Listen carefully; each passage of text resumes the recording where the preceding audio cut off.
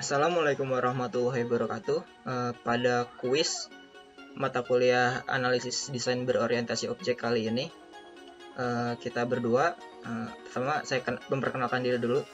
Nama saya Katan Wahyudi, NPM 1910 6311790, dan di sini ada rekan saya. Perkenalkan, saya Syarul Hotami As dengan NPM 1910631170050. Pada kesempatan kali ini, kita akan membahas tentang Java. Dikutip dari Wikipedia Bahasa Indonesia, Java adalah bahasa pemrograman yang dapat dijalankan di berbagai komputer, termasuk telepon genggam. Bahasa ini awalnya dibuat oleh James Gosling saat ini merupakan bagian dari Oracle dan dirilis tahun 1995. Bahasa ini banyak mengadopsi sintaksis yang terdapat pada C dan C++, namun dengan sintaksis model objek yang lebih sederhana, serta dukungan rutin aras bawah yang minimal. Aplikasi-aplikasi basis Java umumnya dikompilasi ke dalam C kode atau byte kode dan dapat dijalankan pada berbagai mesin virtual Java atau JVM. Java merupakan bahasa pemrograman yang bersifat umum atau non-spesifik, general purpose, dan secara khusus didesain untuk memanfaatkan dependensi implementasi seminimal mungkin, karena fungsionalitasnya yang memungkinkan aplikasi Java mampu berjalan di beberapa platform sistem operasi yang berbeda. Java dikenal pula dengan slogannya, tulis sekali, jalankan dimanapun. Saat ini Java merupakan bahasa pemrograman yang paling populer digunakan dan secara luas dimanfaatkan dalam pengembangan berbagai jenis perangkat lunak aplikasi. Selanjutnya presentasi akan diteruskan oleh rekan saya. Baiklah, sini saya Katan Wahyudi akan menjelaskan dan mempraktikkan secara langsung contoh program yang kelompok kami buat. Di sini kita menggunakan bahasa pemrograman Java. Untuk pertama kali kita harus mendownload Java Development Kit atau JDK yang ada di website oracle.com. Untuk yang kita pakai yaitu JDK versi 15. Kebetulan ini sudah saya download dan saya install di komputer ini, yaitu versi Windows. Dan untuk text editor atau compiler Java, saya menggunakan IntelliJ. Menurut saya IntelliJ memiliki keunggulan fitur yang lebih oke dibandingkan NetBeans. Oleh karena saya memilih text editor ini. Oke, untuk pertama kali setelah sudah terbuka, langsung saja kita membuat project baru, yaitu ke file, new, project. Nah, sini kita harus men-setting project yang akan kita buat. Nah, sebelumnya dipastikan JDK versi yang sudah kita download terbaca. Itu di sini JDK versi 15. Jika sudah, langsung kita klik next. Nah, untuk bahasa pemrograman Java ini kita akan menggunakan template sederhana, yaitu command line. Oke, kita langsung next. Nah, untuk project name pada kasus pemrograman kelompok kami, ini akan kita buat DBO quiz. Nah, project lokasinya kita sesuaikan. Dan untuk base package, di sini saya akan menggunakan ilmu komputer.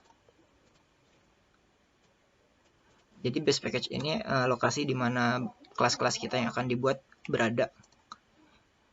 Jadi akan ada di bawah folder com.ilmukomputer ini. Untuk detailnya nanti saya akan jelaskan. Oke, selanjutnya finish. Oke, ini tampilan pertama. Ini dia lokasi project kita di ADBO quiz, ke source, dan yang tadi saya bilang ada com.ilmukomputer. Ini ada main ini file codingan utama kita yang .java berbasis Java. Oke, jadi di sini contoh program yang kelompok kami buat yaitu program absensi kelas. Mungkin ini akan sederhana aja, yaitu membaca input dari user dan akan mengeluarkan atau menampilkan output yang tadi kita inputkan. Pertama kita ada kelas teknik informatika. Oke, di sini kita ubah dulu kelas teknik informatika, dan ini kita harus merubah filenya sesuai dengan nama kelas, ya, teknik informatika. Kita juga harus merubah konfigurasi mainnya menjadi sesuai dengan nama kelas kita, informatika. Play. Oke. Nah, jadi dalam teknik informatika ini saya akan membuat kelas baru, di mana di sini saya akan membuat kelas terpisah, membuat file terpisah sebagai kelas. Kita buat kelas Java baru. Di sini kita akan buat kelas Java-nya yaitu absensi kelas. Oke. Jadi di absensi kelas ini di mana program kita akan berjalan, dan teknik informatika ini akan mengambil dari hasil atau isi dari kelas absensi kelas ini. Tadi kita sudah buat absensi kelas, dan langsung dia secara otomatis membuat public class sesuai namanya, yaitu absensi kelas. Di sini saya akan menjelaskan sedikit. Public class itu seperti kalau kita ingin membuat kelas, kita harus mendeklarasikan kelas untuk di program awalnya. Dan di sini ada key access atau ya access key untuk dari si kelas tersebut. Di sini kita set public. Jadi maksudnya public, si kelas ini dapat diakses oleh kelas lain dari file lain gitu loh. Jadi dia terbuka atau public si kelas ini. Siapa saja boleh memakai kelas ini di luar dari kelas absensi kelas ini. Jadi di sini saya akan membuat programnya terlebih dahulu. Setelah itu saya akan menjelaskannya satu persatu sintaksnya. Oke, jadi di sini saya sudah membuat programnya. Jadi sebelum saya jelaskan sintaks dan program ini, mari kita jalankan terlebih dahulu. Oke, jadi kita akan menjalankannya dari kelas teknik informatika, yaitu teknik utamanya di metode main. Karena untuk pemrograman Java, dia pertama kali harus menjalankan suatu program dari ini metode main ini. Itu sebagai syaratnya si Java. Di sini kita akan membuat objek aja ya, langsung. Membuat objeknya gimana? Jadi kita ambil dari absensi kelas. Dari kelas absensi kelas ini. Langsung aja diketik absensi kelas. Nah, dia udah bisa mendeteksi sini absensi kelas. Kita membuat objek baru namanya kelas 3E. Kelas 3E new absensi kelas. Oke, jadi objek kelas 3E ini kita akan mengakses metode yang ada di sini absensi kelas, yaitu membuat absensi. Mau saja membuat absensi. Bisa lihat di sini langsung terbaca M ya, M itu metode membuat absensi. Oke, ini sudah cukup. Seperti ini sudah bisa kita jalankan.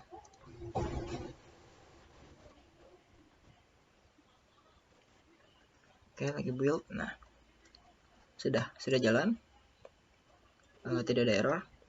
Nah, jadi di sini kita akan memasukkan nama kelas 3E, jumlah mahasiswa 2, untuk anggota kelompok saat ini 2. Masukkan nama dan NPM. Ini masukkan nama anggota kelompok ini, yaitu ada Syah 1, ada Syahrul Fatami. NPM-nya 1 19 10 63 11 700 50 7050. Terus ada lagi saya Katon Wahyudi,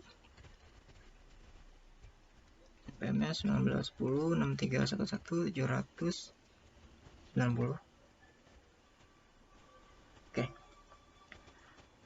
Nah, di sini langsung dia mengambil user input, yaitu daftar absensi 3E. Ada Syahrul Kotami, Katon Wahyudi. Oke, jadi di sini saya akan menjelaskan kenapa bisa seperti ini.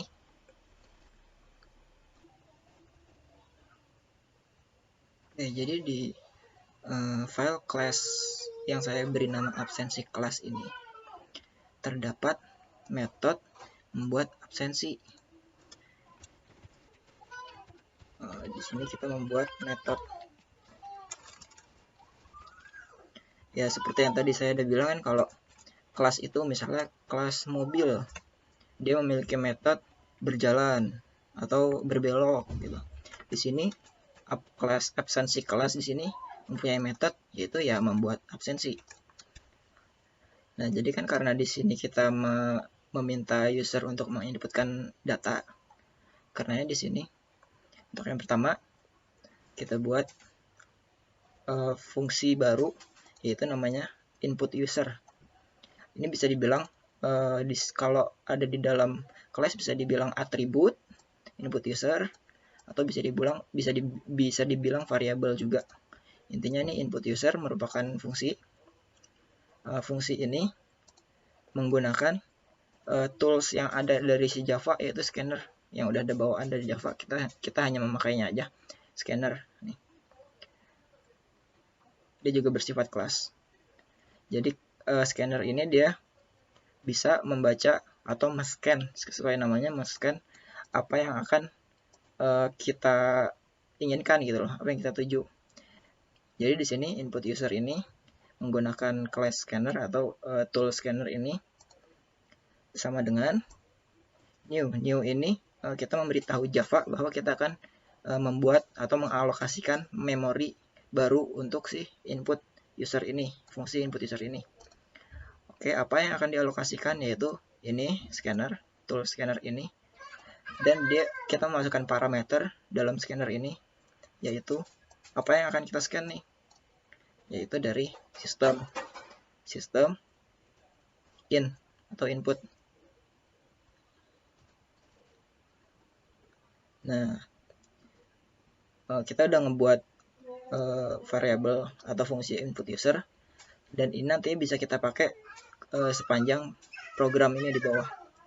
Selanjutnya kita masukkan, kita meminta user untuk menginputkan data. Kita kasih informasi di sini, masukkan nama kelas.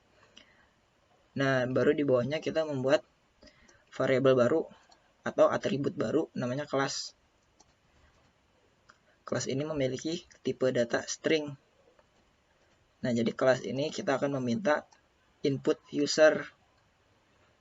Input user yaitu next line. Next line ini dia akan membaca inputan user yang bertipe string. Nih, makanya kita buat atribut kelas ini dan membuatnya dari tipe data string. Di situ kita meminta lagi user masukkan jumlah mahasiswa. Kita ngebuat lagi nih atribut, yaitu jumlah mahasiswa.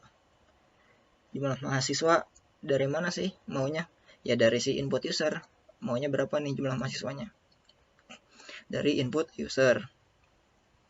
Nih, sama ya, kita input user next line. Karena ini kita menggunakan next line, yaitu tadi string. Kita parse dulu, nih ada fungsi lagi dari si Java, yaitu integer. Parse integer, yaitu buat mengubah dari si string menjadi integer tipe datanya, dan masukkan ke sini atribut jumlah mahasiswa, yaitu integer tipe datanya. Nih, kau bisa lihat di sini outputnya. Tadi masukkan nama kelas 3E. Oke, jadi 3E ini udah kesimpan di dalam atribut kelas. Di bawahnya masukkan jumlah mahasiswa. Ini 2, kasus ini kita mintanya 2. Oke, jadi 2 ini udah kesimpan di dalam jumlah mahasiswa 2. Jadi jumlah mahasiswa ini ada bernilai 2 ya. Nah, selanjutnya karena kita ingin menyimpan banyak data ya, kan nama dan NPM nih, kita meminta user untuk memasukkan nama dan NPM setiap mahasiswa. Berarti kalau misalnya dia tadi kita kalau si user masukin jumlah mahasiswanya 2 atau 3 itu banyak.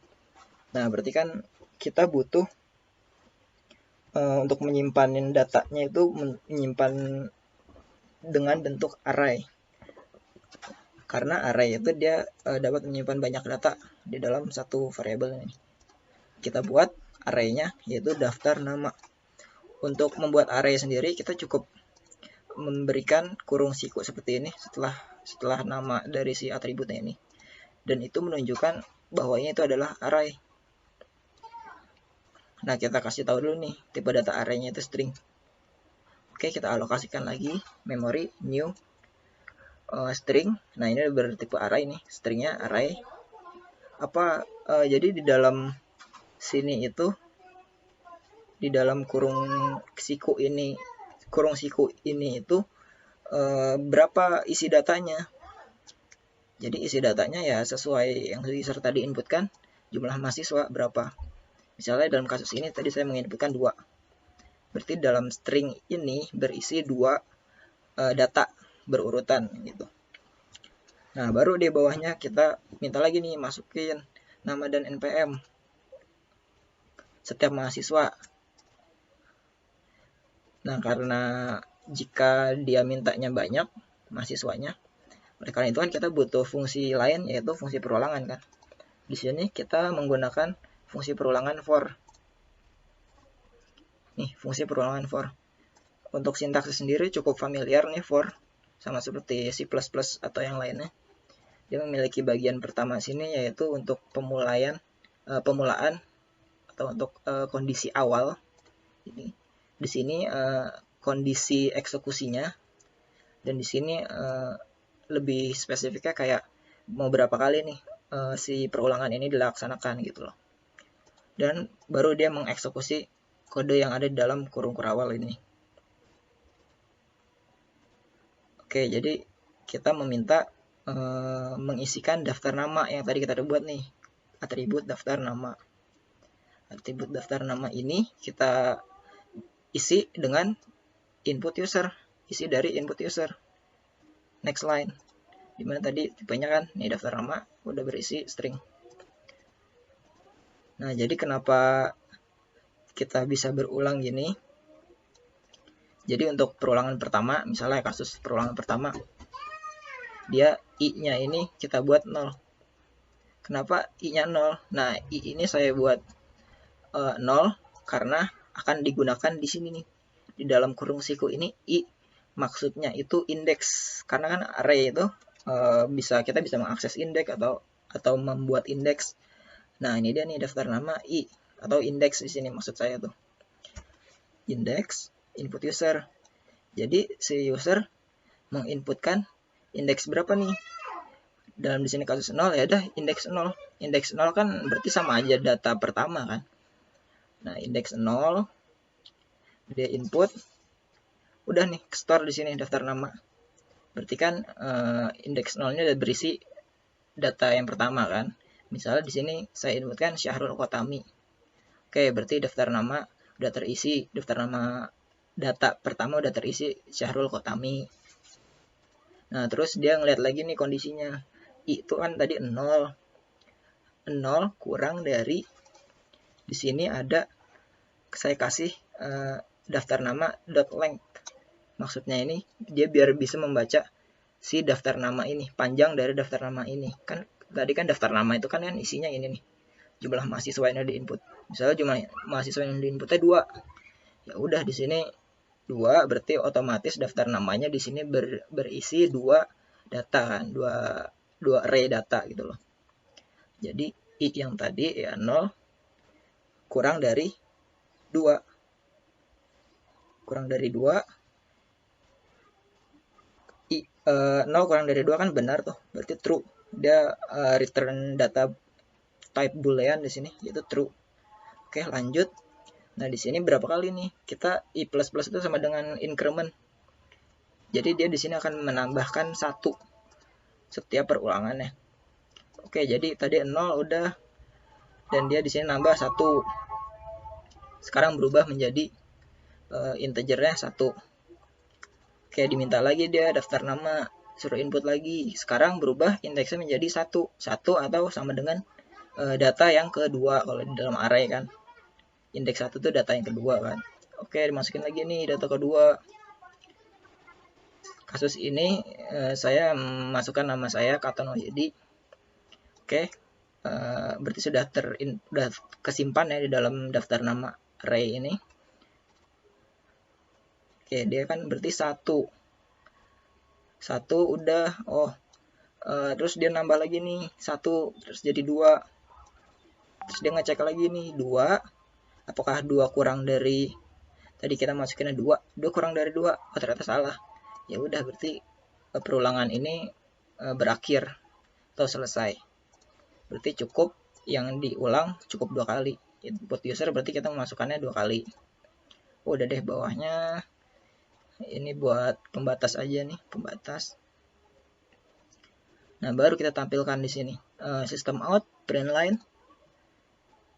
Ini kita kasih tahu yang bahwa di sini daftar absensi.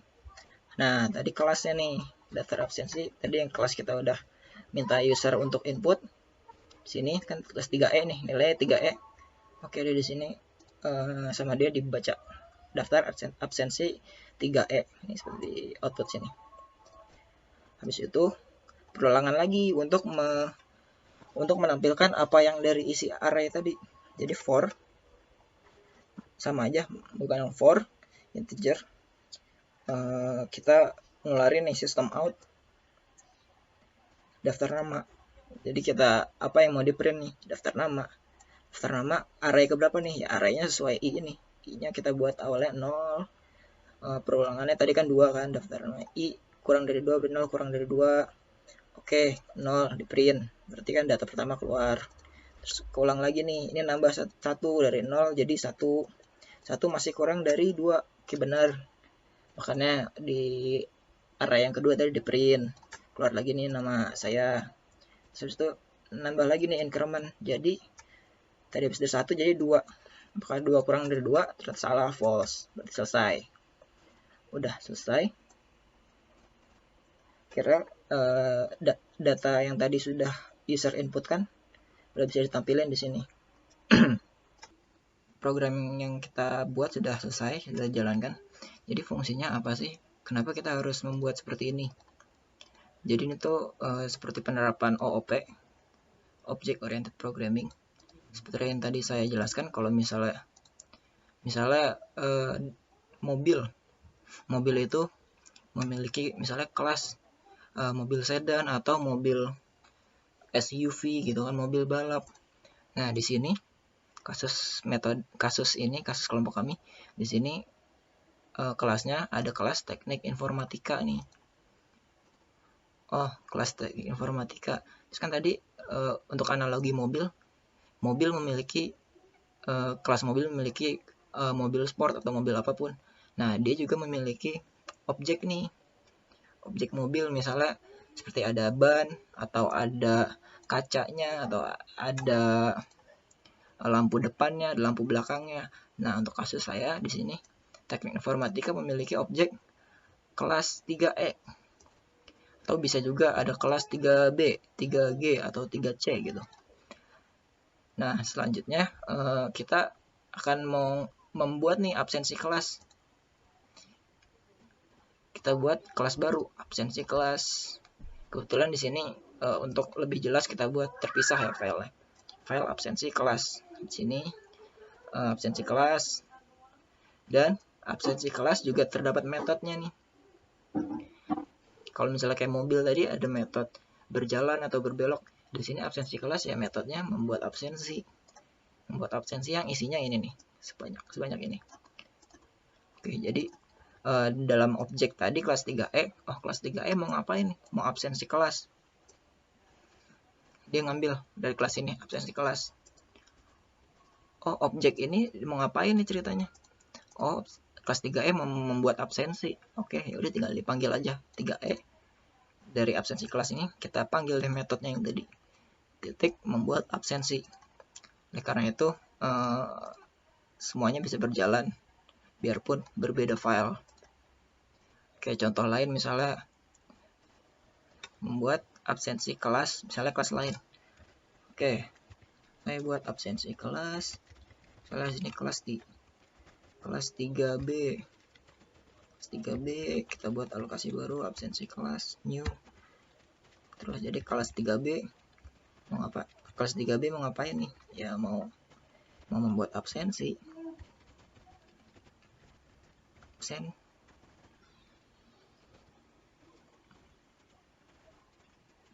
Buat absensi. Atau ada lagi di sini, kita buat lagi absensi kelas lain, misalnya absensi kelas 3G new absensi kelas. Terus di sini kelas 3G dia mau ngapain ya? Membuat absensi. Misalnya di sini kita membuat absensi 3 kelas ya. Oke, bisa dijalankan. Pertama kelas 3E, jumlahnya 3. Misalnya namanya ada Tono, absensinya segini. Terus ada Tani, absensinya segini. Terus ada Ujang, absensinya segini. Terus masukin lagi kelas 3B.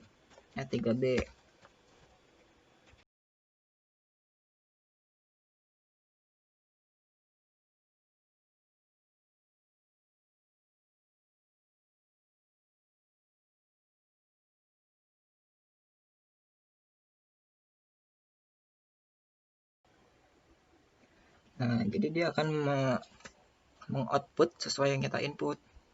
Nih ada absensi kelas 3E di sini segini, absensi kelas 3B ini, absensi kelas 3G ini. Jadi fungsinya object oriented programming tuh kita bisa menggunakan kelas ini untuk berbagai macam kelas lain gitu. Sesuai keinginan kita. Misalnya kita mau mengubah di absensi kelas ini, misalnya kita mau membuat metode baru seperti hapus absensi gitu. Kalau enggak metode baru input tugas. Oke, berarti bisa kita buat di sini codingannya dan tinggal dipanggil aja di sini. Misalnya ada membuat absensi, di sini ada input tugas dan segala macamnya ya. Jadi seperti itu. Fungsi dari object oriented programming. Baiklah, untuk kasus program yang kita buat mungkin untuk kasus kali ini agak sederhana, namun pada intinya ini tetap menerapkan prinsip pemrograman berorientasi objek yang didasarkan dengan bahasa pemrograman Java.